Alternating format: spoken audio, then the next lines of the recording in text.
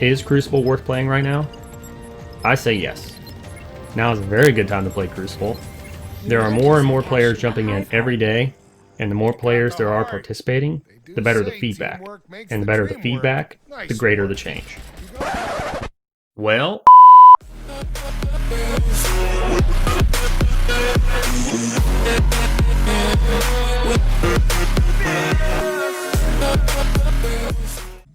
what's going on YouTube? Johnny Mac here, and as always, thanks for tuning into the channel. So let's hop right into it, shall we? October 9th, 2020. Twitter alert goes up first before anything. Boom. Development team posts that they are pulling the plug on Crucible. Literally right before their community playtest on Friday. This was probably one of the most tacky ways I've ever seen a development team break the news that they were pulling the plug on a project. And that's saying a lot because I was involved in Paragon a few years ago whenever Epic Games all of a sudden shut that game down. And a lot of people were really devastated. You know, promises were made. People were trying to base careers even off of that game. But that's either here nor there. The fact of the matter is, you know, to some of us that really enjoyed Crucible, this is coming as a little bit of a shock because they were making some really decent progress in the game. What's really interesting is that they even mention their roadmap and how they met their goals with that roadmap. I quote, "We made a list of features we felt would enhance the player experience, which we shared publicly on our roadmap, and with the exception of custom games, which we expect to ship in the coming days, we completed them all."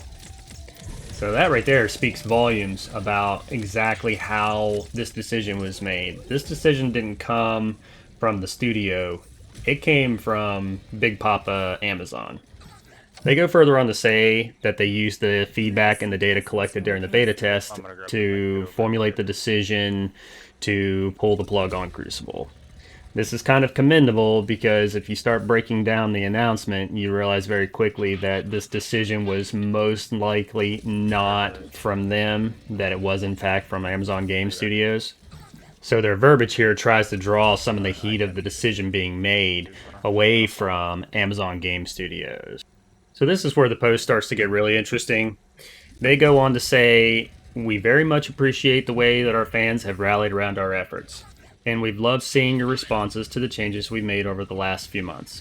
But ultimately, we didn't see a healthy, sustainable future ahead of Crucible." This speaks volumes to me because that statement is very contradictory. It lends me further to believe that once again, I'm sure all would agree, that this decision was brought down on the studio by Amazon Games saying, hey, you know, we didn't meet the metrics that we want. We're not seeing the numbers that we want. So we're not dropping any more money on this. We're pulling the plug. So after reading the first couple paragraphs of, you know, nice flashy words, apologizing to the community and so forth and so on, you finally get into the real meat and potatoes of the post, and it comes down to one sentence.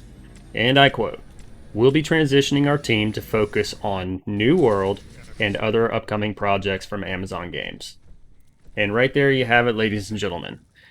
We'll be transitioning our team to focus on New World. Epic Games did the exact same thing a few years ago with Paragon and Fortnite. And I think there's a lot of people out there that don't actually know that Fortnite was originally being worked on by a very small studio at the time with a very small staff. And they were working on Fortnite as a cartoony zombie survival shooter. Epic actually offered Paragon players an early buy-in slash support option in which I bought their like $120 special edition package, which gave you 3 keys and some exclusive in-game items, including a Paragon banner that you could actually use in Fortnite. Matter of fact, I don't think you see it very often because either people don't use it or, you know, the players that played Paragon just don't play Fortnite at all. And at some point in time, somebody noticed that Battle Royale modes were on the rise in popularity, and the decision was made to add the Battle Royale mode.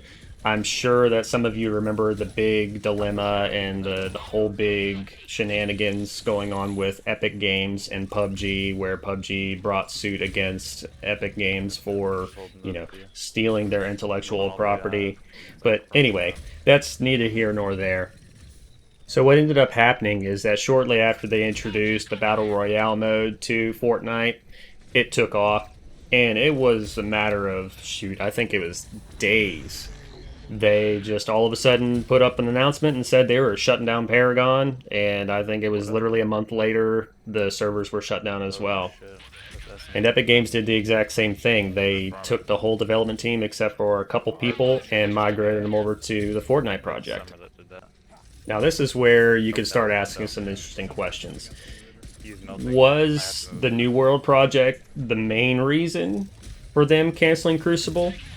Are they having some issues with the development? Because those of you out there who have actually been following the project in New World, it was delayed until 2021. So if you take all the little bits and pieces of information that have been presented in the article, and you take more information that has been provided by announcements on the project New World by Amazon Games, I think it's pretty clear that they are doubling and even tripling down on their efforts with that game. Which is good news for people who are really interested in New World, but unfortunately bad news for those of us who are really rooting for Crucible. So with all this being said, I'd like to see everybody's feedback on the canceling of Crucible. Do you think it had more to do with the development of New World and them having possible issues with their development and trying to meet their timeline? Do you think it had to do strictly with Crucible's feedback from the beta testers and the community? A little bit of both. Let me know what you guys think. Leave some comments down below. And as always guys, don't forget to hit that subscribe button in the bottom right corner of this video to support my future content.